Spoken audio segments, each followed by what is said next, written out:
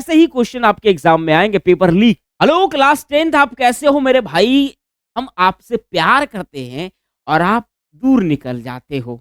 ये शोभा नहीं दे। इस चैप्टर में आपको सारे वो इंपॉर्टेंट कॉन्सेप्ट और क्वेश्चन करा दिए जाएंगे जो आपके पेपर के हिसाब से सबसे ज्यादा इंपॉर्टेंट लगता है। चले कोऑर्डिनेट ज्योमेट्री की शुरुआत करते हैं। और कोऑर्डिनेट ज्योमेट्री में बहुत कुछ नहीं पढ़ना है मेरे भाई। कोऑर्डिनेट ज्योमेट्री में बहुत कुछ नहीं पढ़ना है। फोकस हमें ये करना है कि हमें 100 लाएं तो हम कैसे लाएं, और 100 लाने के लिए हम पढ़े तो क्या पढ़ें।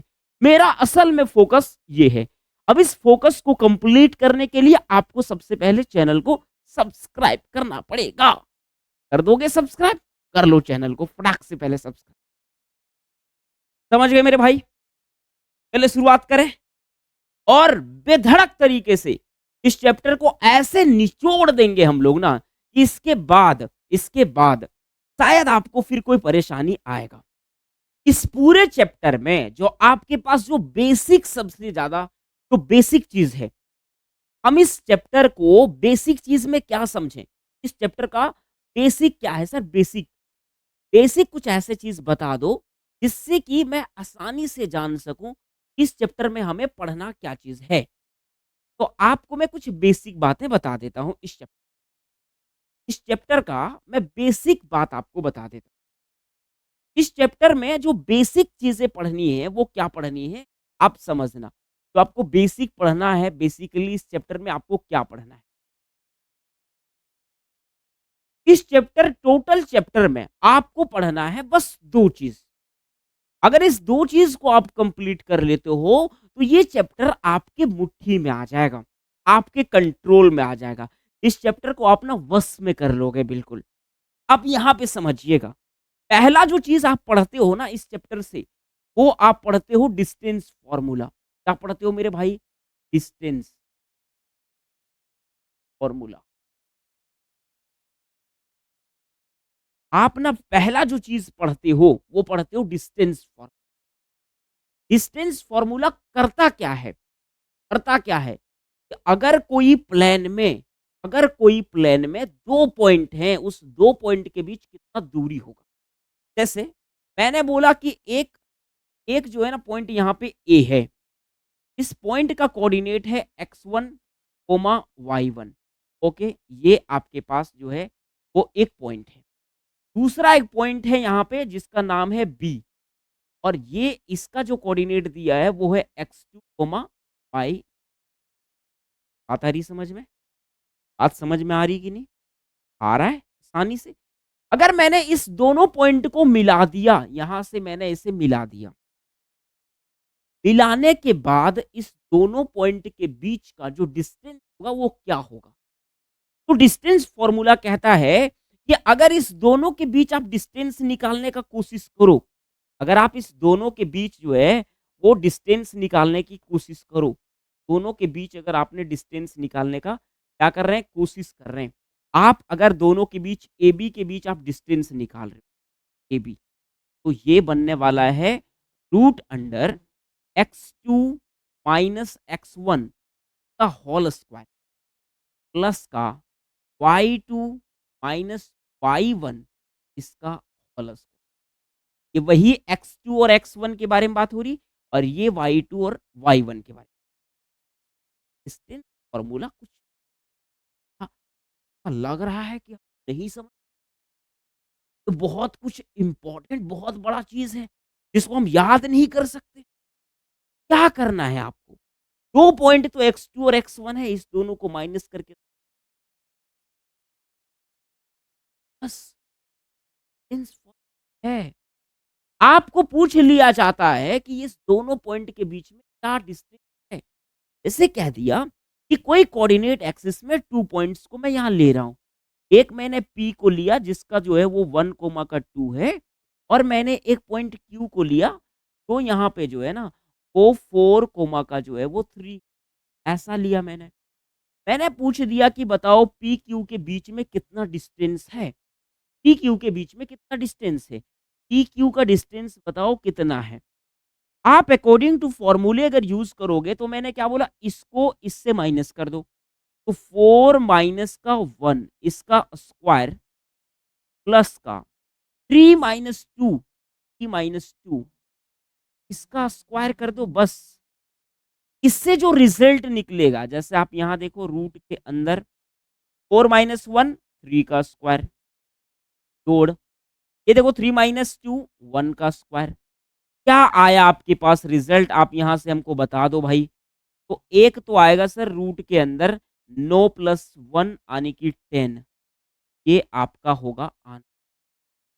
बताओ भाई, बहुत बड़ा स्कोप है जिसको आप नहीं समझ, आप कहोगे मैंने सब।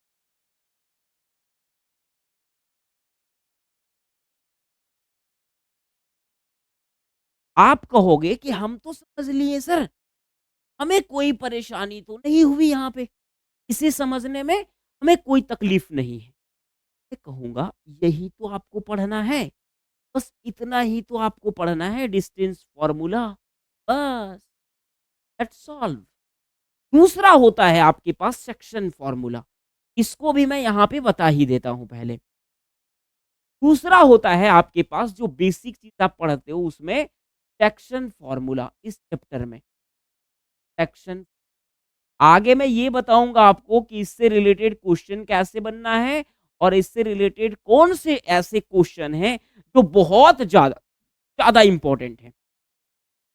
सेक्शन फार्मूला में बेसिक चीज़ हम क्या जानें? क्या हमें समझना चाहिए? जो बेसिक पॉइंट है जिसको हम समझेंगे तो हमें आसानी होगी, हम समझ जाएँगे। मैं कहा कि एक पॉइंट यहाँ पे P है जिसका वैल्यू है x1 y1, मतलब इसका कोऑर्डिनेट है x1 y1, P का कोऑर्डिनेट। दूसरा मैंने बोला कि यहाँ पे एक Q है जिस पॉइंट के बारे में बात किया जाए, ये x2 कोमा का y2 है। इस दोनों को अगर मैंने एक लाइन से बना दिया जोड़ करके, मैंने इस दोनों को क्या किया, एक लाइन से जोड़ दिया। अब इस लाइन को कोई तीसरा पॉइंट यहाँ पे है जिसका नाम जो है वो मान लो M है। इस M के द्वारा ये पूरे लाइन को, इस M को नहीं लेते हैं भाई, M को नहीं लेते हैं क्योंकि यहाँ M एक काम का चीज़ है। इस पूरे लाइन को जो है ना, वो ये क्या कर रहा है, ये पॉइंट जो है वो कुछ दूसरा ले लेते हैं। क्या ले लें आप बताओ? इस पॉइंट को G ले लेते हैं भाई, G पॉइंट ले लेते हैं। एक पॉइंट जो है वो इस दोनों पॉइंट को डिवाइड कर रहा है। इस रेशियो में कर रहा है, तो M को N के रेशियो में कर रहा है। ऐसे में G का कोऑर्डिनेट क्या बनेगा? G का कोऑर्डिनेट क्या बनेगा? मैंने बोला, मैंने मान लिया कि लेट जो है ना, वो G का जो कोऑर्डिनेट बनेगा वो यहाँ पे मान लेते हैं कि X बनेगा, कोमा Y बनेगा, बस। ऐसा मैंने मान लिया कि G का कोऑर्डिनेट बनेगा X और Y।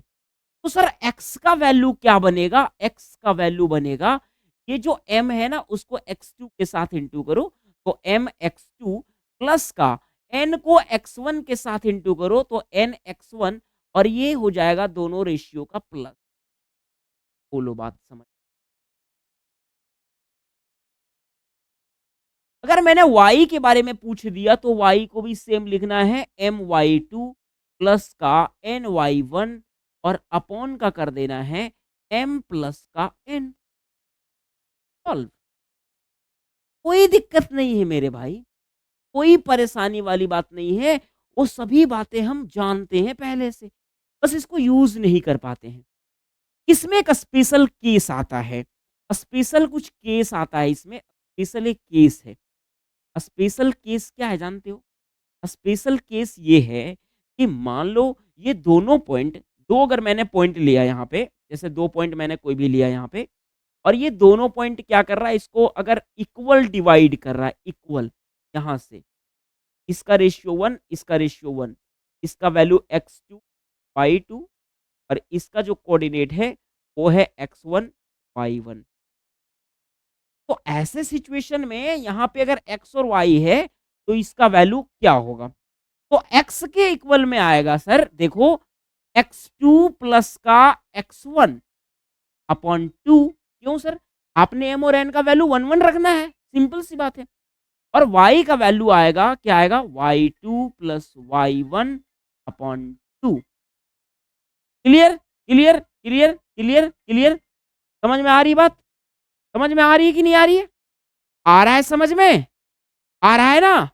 बस, ये 2 चीज़ के लिए आपको ये पूरा चैप्टर पढ़ना पड़ता है।